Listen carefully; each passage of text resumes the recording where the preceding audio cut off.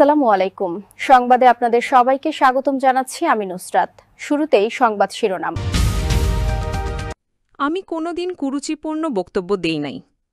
Fazlur Rahman. BNP চেয়ারপারসনের উপদেষ্টা advocate Fazlur Rahman দলের দেওয়া কারণ দর্শানো নোটিশের জবাবে বলেছেন, তিনি কোনোদিন কুরুচিপূর্ণ বক্তব্য দেননি, বরং জুলাই অগস্টের শহীদদের প্রতি সর্বোচ্চ শ্রদ্ধা জানিয়ে আসছেন। ফজলুর রহমানের পক্ষে মিছিল। স্লোগানে উত্তাল অষ্টগ্রাম বিএনপি চেয়ারপারসনের উপদেষ্টা বীর মুক্তিযোদ্ধা অ্যাডভোকেট ফজলুর রহমানকে হত্যার হুমকি এবং তার বাসার সামনে সন্ত্রাসী মবের তাণ্ডবের প্রতিবাদে কিশোরগঞ্জের অষ্টগ্রাম উত্তাল হয়ে উঠেছে। মঙ্গলবার ২৬শে অগস্ট উপজেলা সদরে মুক্তিযোদ্ধা জনতার স্বতঃস্ফূর্ত অংশগ্রহণে এ বিক্ষোভ ও প্রতিবাদ সমাবেশ অনুষ্ঠিত হয়। বাংলাদেশ $1 বিলিয়ন বিনিয়োগ প্রস্তাব পেয়েছে। বিডা। বাংলাদেশ ২০২৫ সালের প্রথম ৫ মাসে প্রায় $1 বিলিয়ন বিনিয়োগ প্রস্তাব পেয়েছে বলে জানিয়েছে বাংলাদেশ বিনিয়োগ উন্নয়ন কর্তৃপক্ষ বিডা। বিএনপি নেতা মামুন হাসান কারাগারে। বিএনপির কেন্দ্রীয় নির্বাহী কমিটির সদস্য যুবদলের সাবেক সাংগঠনিক সম্পাদক মামুন হাসানকে পৃথক ৪ মামলায় কারাগারে পাঠানোর আদেশ দিয়েছেন আদালত। এসব মামলায় তাকে কারাদণ্ড দেওয়া হয়েছিল। হিজাব বিতর্কে বিকারুনিশানুন স্কুল অ্যান্ড কলেজের ওই শিক্ষিকা সাময়িক বরখাস্ত। হিজাব পরিহিত ছাত্রীদের ক্লাস থেকে বের করে দেওয়ার অভিযোগ ওঠায় বিকারুনিশানুন স্কুল অ্যান্ড কলেজের এক শিক্ষিকাকে সাময়িক বরখাস্ত করেছে কর্তৃপক্ষ। অভিযুক্ত শিক্ষিকা ফজিলাতুন নাহারকে কেন স্থায়ীভাবে বরখাস্ত করা হবে না, তার কারণ দর্শানোর নোটিশও দেওয়া হয়েছে। এতক্ষণ শুনছিলেন সংবাদ শিরোনাম, এখন বিস্তারিত।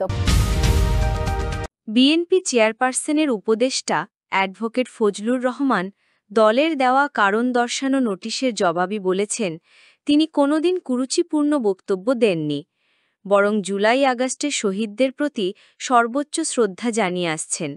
মঙ্গলবার ২৬শে আগস্ট বিএনপির সিনিয়র যুগ্ম মহাসচিব অ্যাডভোকেট রুহুল কবির রিজভী বরাবর নোটিশের জবাবে এসব কথা বলেন তিনি বলেন, অত্যন্ত দুঃখের সঙ্গে এই অভিযোগটি অস্বীকার করে আমি বলতে চাই, আমি কোনোদিন কুরুচিপূর্ণ বক্তব্য দেই নাই, যা আমার স্বভাব ও চরিত্রের বিপরীতে। আমি প্রথম ২০২৪ সালের ১৬ই জুলাই রংপুর বিশ্ববিদ্যালয়ের শহীদ আবু সাঈদকে পুলিশ সরাসরি বুকে গুলি করে হত্যা করার পর বলেছিলাম, সে এই ২১ শতাব্দীর প্রথম বীরশ্রেষ্ঠ। আমার বক্তব্যে জুলাই আগস্ট শহীদের প্রতি সর্বোচ্চ শ্রদ্ধা জানিয়ে আসছি।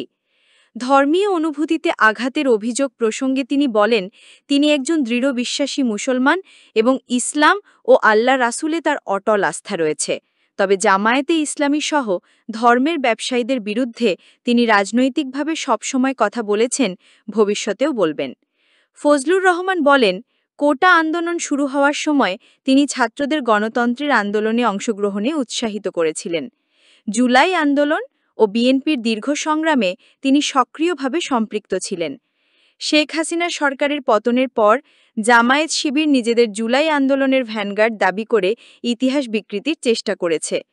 তিনি বলেন, মুক্তিযুদ্ধকে অস্বীকার করার প্রবণতার বিরুদ্ধে তিনি নিয়মিত বক্তব্য দিয়েছেন এবং জামায়াত শিবিরকে কালো শক্তি হিসেবে চিহ্নিত করেছেন। ফজলুর রহমান অভিযোগ করে বলেন, বিএনপি দীর্ঘদিন আন্দোলনের জমি তৈরি করেছে, কিন্তু ধান কাটার সময় জামায়াত ও বৈষম্য বিরোধী ছাত্ররা সেটি কেটে নিয়েছে। তিনি বলেন, জাতীয়তাবাদী দলের প্রতিষ্ঠাতা মুক্তিযুদ্ধের মহান ঘোষক শহীদ প্রেসিডেন্ট জিয়াউর রহমানের স্মৃতির প্রতি শ্রদ্ধা জানিয়ে তিনি এসব বক্তব্য দিয়ে আসছেন। কিছু বক্তব্যে যদি ভুল ত্রুটি থেকে থাকে তবে তিনি দুঃখ প্রকাশ করতে প্রস্তুত আছেন।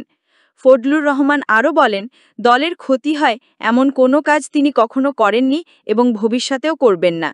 বিএনপির নেতৃত্বের ওপর তার পূর্ণ আস্থা রয়েছে এবং দলের বৃহত্তর স্বার্থে সব সিদ্ধান্ত মেনে নেবেন তিনি।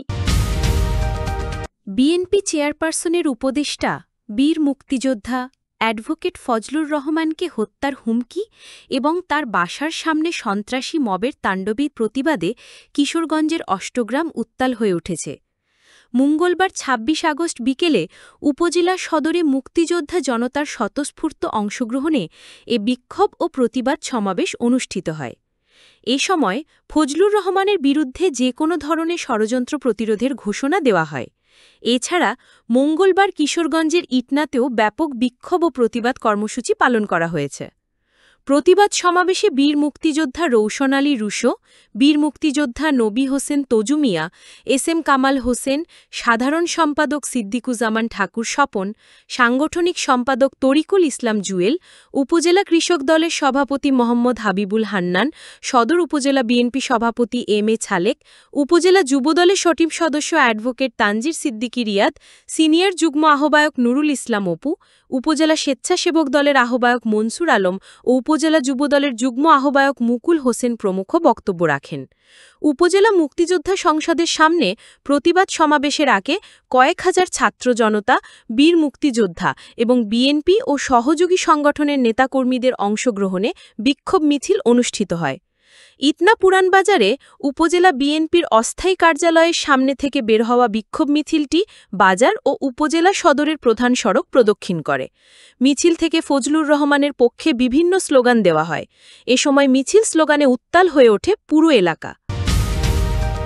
বাংলাদেশ ২০২৫ সালের প্রথম ৫ মাসে প্রায় $1 বিলিয়ন মার্কিন ডলারের বিনিয়োগ প্রস্তাব পেয়েছে বলে জানিয়েছে বাংলাদেশ বিনিয়োগ উন্নয়ন কর্তৃপক্ষ বিডা। বিনিয়োগ প্রস্তাবের প্রবাহকে ইতিবাচক প্রবণতা হিসেবে উল্লেখ করে বিডার বিজনেস ডেভেলপমেন্ট প্রধান নাহিয়ান রহমান রচি বলেন, জানুয়ারি থেকে মে মাসের মধ্যে প্রাপ্ত প্রস্তাবগুলোর প্রায় ২০% ইতোমধ্যেই অগ্রসর পর্যায়ে পৌঁছেছে, যার মধ্যে রয়েছে চুক্তি স্বাক্ষর, জমি ইজারা নিশ্চিতকরণ এবং বরাদ্দপত্র। মঙ্গলবার রাজধানীর বিডা অডিটোরিয়ামে বিনিয়োগ বিষয়ক সাংবাদিকদের সঙ্গে মতবিনিময়কালে তিনি এসব তথ্য জানান।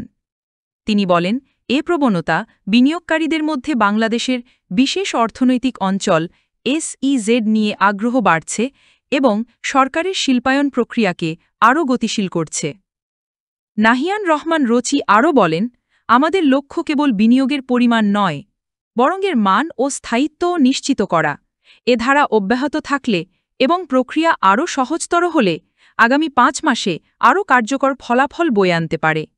বাংলাদেশ অর্থনৈতিক অঞ্চল কর্তৃপক্ষের তথ্য অনুযায়ী প্রস্তাবিত বিনিয়োগের প্রায় 60% বর্তমানে অনুসন্ধানী বা যথাযথ যাচাই-বাছাই পর্যায়ে রয়েছে।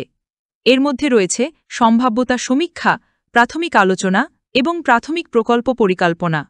রচি বলেন, এটি বৃহৎ পরিসরের বিনিয়োগের জন্য একটি স্বাভাবিক ধারা। বিশ্বব্যাপী বেশিরভাগ প্রস্তাবই অনুসন্ধানী পর্যায় থেকে শুরু হয় এবং সঠিক সহায়তা পেলে ধীরে ধীরে বাস্তবায়নের দিকে অগ্রসর হয়। তিনি জানান, আরও প্রায় 20% প্রস্তাব এখন গভীর পর্যালোচনায় রয়েছে, যা আনুষ্ঠানিক নথিপত্রের পূর্ববর্তী ধাপ। কর্মকর্তারা বিশ্বাস করেন যে এ ধাপভিত্তিক বিনিয়োগ পাইপলাইন আগামী 12 থেকে 24 মাসে পুঁজি প্রবাহের একটি বাস্তবসম্মত চিত্র প্রদান করবে। বিএনপির কেন্দ্রীয় নির্বাহী কমিটির সদস্য ও যুবদলের সাবেক সাংগঠনিক সম্পাদক মামুন হাসানকে পৃথক 4 মামলায় কারাগারে পাঠানোর আদেশ দিয়েছেন আদালত। এসব মামলায় তাকে কারাদণ্ড দেওয়া হয়েছিল। মঙ্গলবার ২৬ আগস্ট ঢাকার চিফ মেট্রোপলিটন ম্যাজিস্ট্রেট আদালতে আত্মসমর্পণ করে জামিন চেয়ে আবেদন করেন মামুন হাসান। শুনানি শেষে ঢাকার পৃথক 4 আদালত তার জামিনের আবেদন নামঞ্জুর করে কারাগারে পাঠানোর আদেশ দেন। আসামি পক্ষের আইনজীবী সৈয়দ নজরুল ইসলাম বলেন, কারাদণ্ড দেওয়ার কারণে মামুন হাসানকে কারাগারে পাঠানো হয়েছে। উচ্চ আদালতে খুব দ্রুতই জামিন আবেদন করা হবে। মামলার নথি থেকে জানা গেছে, 2023 সালের 8 নভেম্বর মিরপুর মডেল থানার দ্রুত বিচার আইনের মামলায় মামুন হাসানকে 3 বছরের কারাদণ্ড এবং 5,000 টাকা জরিমানা, অনাদায়ে 3 মাসের কারাদণ্ড দেওয়া হয়। একই দিন মিরপুর মডেল থানার দ্রুত বিচার আইনের আরেক মামলায় তার 3 বছরের কারাদণ্ড এবং 5,000 টাকা জরিমানা, অনাদায়ে 3 মাসের সাজা দেওয়া হয়। একই বছরের 12 নভেম্বর মিরপুর মডেল থানার মামলায় পৃথক 2 ধারায় তাকে 2.5 বছরের কারাদণ্ড ও 2,000 টাকা জরিমানা, অনাদায়ে 1 মাসের সাজা দেওয়া হয়। এর আগে ওই বছরের 26 অক্টোবর মিরপুর মডেল থানার এক মামলায় 1.5 বছরের কারাদণ্ড এবং 3,000 টাকা জরিমানা, অনাদায়ে 1 মাসের সাজা দেওয়া হয়। হিজাব পরিহিত ছাত্রীদের ক্লাস থেকে বের করে দেওয়ার অভিযোগ ওঠায় ভিকারুন্নিসা নুন স্কুল অ্যান্ড কলেজের এক শিক্ষিকাকে সাময়িক বরখাস্ত করেছে কর্তৃপক্ষ। অভিযুক্ত শিক্ষিকা ফজিলাতুন নাহারকে কেন স্থায়ীভাবে বরখাস্ত করা হবে না, তার কারণ দর্শানোর নোটিশও দেওয়া হয়েছে। মঙ্গলবার স্কুল কর্তৃপক্ষের পক্ষ থেকে জারি করা এক বিজ্ঞপ্তিতে এ সিদ্ধান্তের কথা জানানো হয়।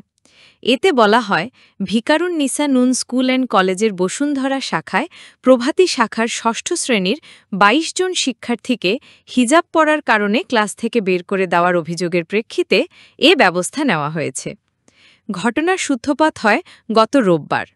ওই দিন স্কুলের বসুন্ধরা শাখায় ৬ষ্ঠ শ্রেণীর কিছু ছাত্রী হিজাব পরে ক্লাসে আসে।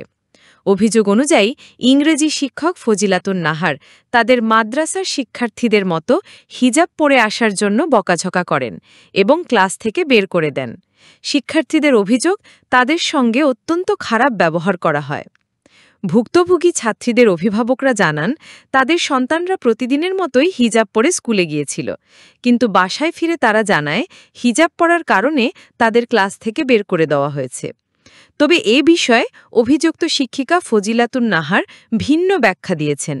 তার দাবি, তিনি হিজাব পরতে নিষেধ করেননি। তিনি শুধুমাত্র সঠিকভাবে হিজাব পরার কথা বলেছিলেন এবং সে কারণে কয়েকজন শিক্ষার্থীকে ১০ থেকে ১৫ মিনিটের জন্য ক্লাসের বাইরে দাঁড় করিয়েছিলেন। তিনি আরও দাবি করেন, জঙ্গি শব্দটি ব্যবহার করেননি তিনি, বরং বলেছিলেন যে এ ধরনের ওড়না সাধারণত মাদ্রাসার মেয়েরা পরে থাকে। এই ঘটনার পর স্কুল কর্তৃপক্ষ দ্রুত পদক্ষেপ নেয় এবং অ্যাডহক কমিটির সিদ্ধান্ত অনুযায়ী শিক্ষিকা ফজিলাতুন নাহারকে সাময়িক বরখাস্ত করে। একই সঙ্গে আগামী ৭ কার্যদিবসের মধ্যে তাকে কারণ দর্শানোর জন্য নোটিশ দেওয়া হয়েছে।